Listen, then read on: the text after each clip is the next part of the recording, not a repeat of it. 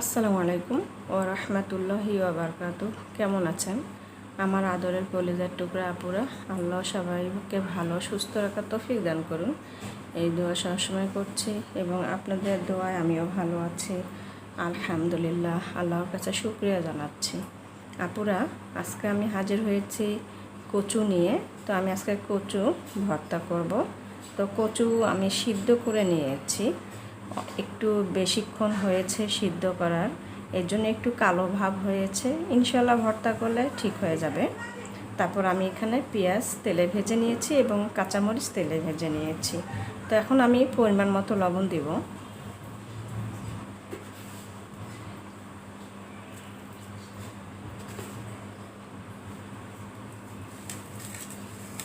আমি এখন মরিচগুলো মুখে নিচ্ছি।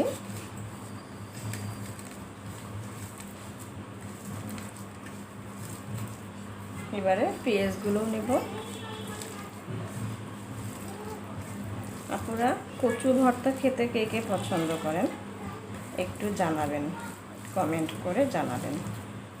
আমার কাছে কিন্তু ভালোই লাগে কচুর তরকারি এবং ভর্তা, খুবই ভালো লাগে। এই দেখুন খুব সুন্দর সিদ্ধ হয়েছে। আসলে একটু বেশিক্ষণ হয়েছে, এই জন্য একটু কালো কালো দাগ হয়েছে, কিন্তু ভিতরে ঠিক আছে। এই দেখতে পাচ্ছেন, ভিতরে একদম ঠিক হয়েছে।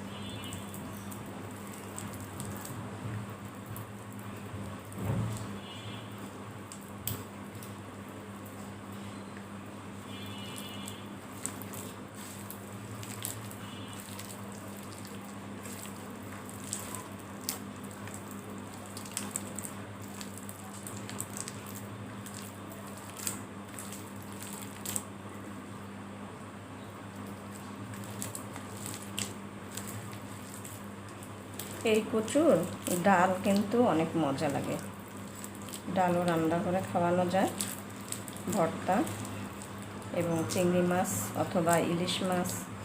আমি চিংড়ি মাছ দিয়েও রান্না করেছিলাম, ইলিশ মাছ দিয়েও রান্না করেছি। আমার পিছনের ভিডিওগুলো যারা নতুন করে যুক্ত হয়েছে তারা দেখে আসতে পারেন।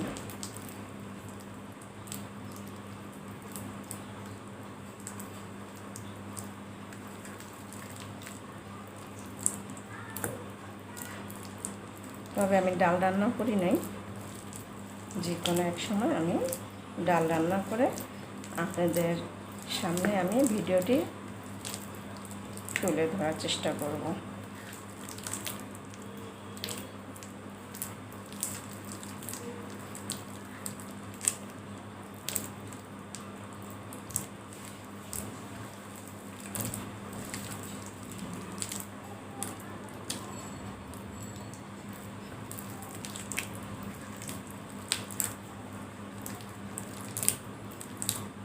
একদম আঠালো আঠালো।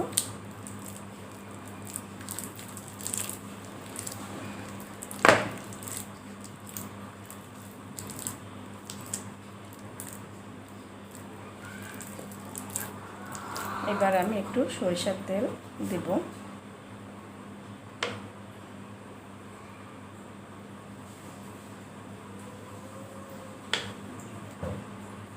একটু ভর্তায় কাঁচা সরিষার তেল দিলে মজাই লাগে আলাদা। আমি পেঁয়াজ মস্ত তেলে ভেজে নিয়েছি, এরপর আমি দিলাম, কারণ ভর্তাটা একটু মজাদার বা একটু সরিষার একটু ঘ্রাণ আলাদা। আর সবসময় আপনারা মিলের থেকে অরিজিনাল ভাঙানো তেলটা খাওয়ানোর চেষ্টা করবেন। আমি সবসময় খাঁটি সরিষা তেলেই খাওয়ার চেষ্টা করি।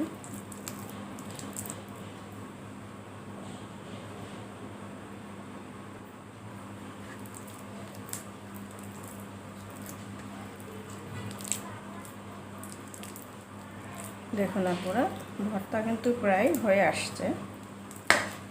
তবে আর একটু মেখে নে।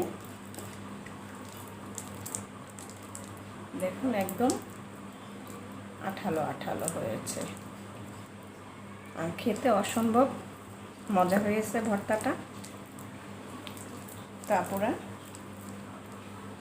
আপনারা গাড়ি ভর্তা বা কচু ভর্তা খেতে পছন্দ করেন কি না একটু জানাবেন কিন্তু।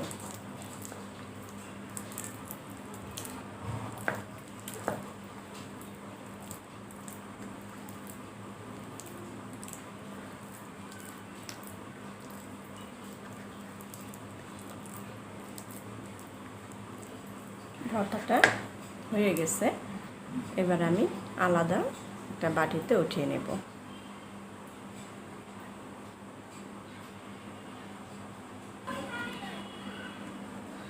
তো আপুরা, কচু ভর্তা হয়ে গেল।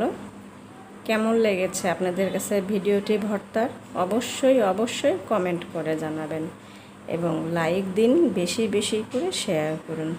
দোয়া চাই ছোট্ট রান্নাঘর চ্যানেলটিকে সাবস্ক্রাইব করতে একদমই ভুলবেন না। যারা নতুন আপুরা দেখছেন পাশের বেল বাটনটি ক্লিক করে আমার ভিডিওর পাশেই থাকুন। সবাই ভালো থাকুন ও সুস্থ থাকুন এই দোয়া কামনাকে রেখে দিচ্ছি। আসসালামু আলাইকুম ওয়া রাহমাতুল্লাহি ওয়া বারাকাতুহু।